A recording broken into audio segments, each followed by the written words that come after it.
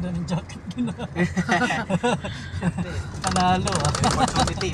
Panalo yung mga nagtitinda ng ng A slowdown on Tagaytay, Nasugbu Highway and one on Santa Rosa, Tagaytay Road are causing a delay.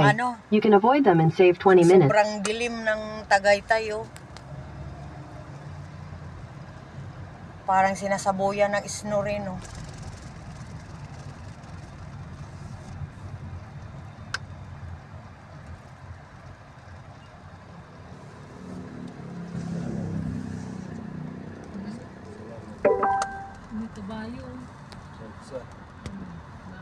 Nakita ko naman yung kabayo kanina sa lamisa, marami ah.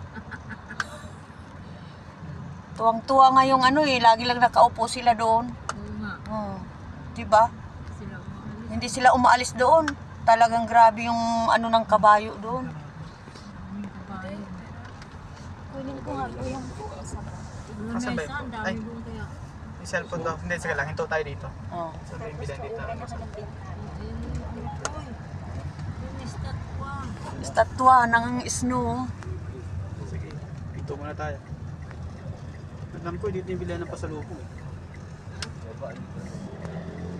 Yan yung Tagaytay. Oh, di namin makita yung kalsada ngayon. Napakadilim. Alas 4 ng hapon. Oh.